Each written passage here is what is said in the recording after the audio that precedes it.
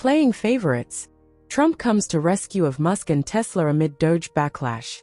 Hello friends, welcome to my channel. I hope you are well. If you like the video, please subscribe the channel and press the bell icon. I want the same color, he said, pointing to a Tesla Model S, before slipping into the driver's seat. The car-shopping president didn't go to a Tesla dealership to make his choice. He turned the White House into a showroom for the electric car maker, which delivered 5 models to the presidential mansion and parked them along the driveway that winds around the South Lawn. But this wasn't really about a president buying a car.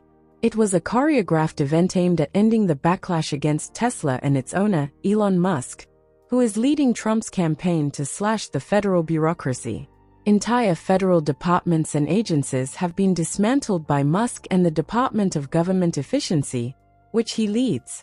Tens of thousands of government workers have been fired, although some have been rehired after court rulings that they were let go illegally. Angry Americans have reacted with violence and vandalism at Tesla dealerships across the country, setting fires, smashing windshields, and painting red XS on vehicles. Some Tesla car owners have slapped bumper stickers on their vehicles that proclaim, "I bought this before we knew Elon was crazy." Trump and his aides have stepped in to help Musk and Tesla weather the storm and boost the company's sagging stock, raising questions about the ethics and the legality of an administration actively working to benefit a business owned by the president's biggest financial backer. "This is unprecedented," said Richard Painter, who was the White House ethics chief under President George W. Bush. "I've never seen the United States government promote a particular company." Musk's dual roles as private businessman and government cost-cutter also have raised concerns about conflicts of interest.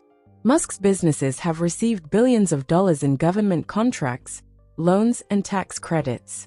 Through DOGE, Musk has worked to gut or scale back government agencies that have regulated or investigated his companies. In another intersection of his private business and his work for the government, Musk was to receive a briefing from the Pentagon on Friday on the military's plan for any war that might break out with China, the New York Times reported. Musk, the chief executive officer of both Tesla and the aerospace company SpaceX, is a supplier to the Pentagon and has financial interests in China. Trump denied the report, telling reporters he didn't want to share the Pentagon's plans with anyone, especially someone with Musk's business dealings in China. At Tesla's South Lawn exhibition last week, Trump stood next to Musk and said the billionaire titan had been targeted unfairly. "He can't be penalized for being a patriot," Trump said. Asked if his decision to purchase a Tesla might improve the company's stock and sales, Trump said, "I hope it does." Commerce Secretary Howard Lutnick went a step further on Wednesday, urging Americans to buy Tesla stock. "It's unbelievable that this guy's stock is this cheap," he said on Fox News. "It'll never be this cheap again." Tesla shares jumped by 5% on Friday but still ended at a loss for the 9th week in a row. The Justice Department also rose to Musk's defense on Thursday by following through on a threat to prosecute people who vandalized Tesla dealerships.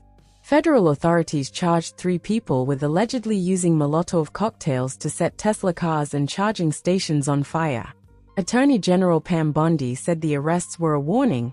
"If you join this wave of domestic terrorism against Tesla properties," she said, "the Department of Justice will put you behind bars." The White House defended its efforts on behalf of Musk and his company and hit back at Tesla critics like Minnesota Governor Tim Walz, the 2024 Democratic nominee for vice president. Walz told a crowd in Wisconsin on Tuesday that his mood often gets a boost from Tesla's plummeting stock.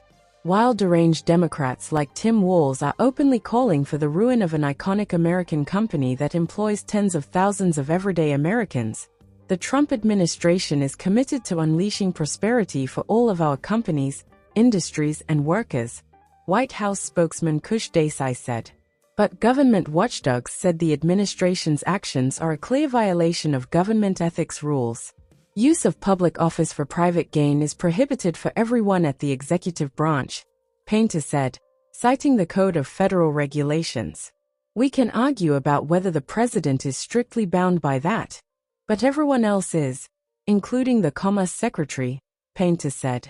You cannot use your official position to promote any private organization, any company, any nonprofit, anybody. You simply cannot do that. Citizens for Responsibility and Ethics in Washington, a nonprofit group that works to expose ethics violations and corruption in government, also said the administration's efforts on behalf of Musk are alarming. It sure appears that the White House is playing favorites and trying to put its thumb on the scales for a business primarily owned and run by a member of the administration, said Jordan Libowitz, the group's spokesman. Trump's defenders point out that former President Joe Biden also staged a White House event in 2021 to promote electric vehicles. Biden was joined on the South Lawn by executives from Ford, General Motors, and Stellantis, which owns Chrysler, as well as leaders from the United Auto Workers Union. At that event, Biden signed an executive order setting a target for zero-emissions vehicles to account for half of all automobiles sold in the United States by 2030. He then got behind the wheel of an electric Jeep Wrangler Rubicon 4xe and took it for a test drive. Biden's short spin down the White House driveway was captured on video and plastered all over social media.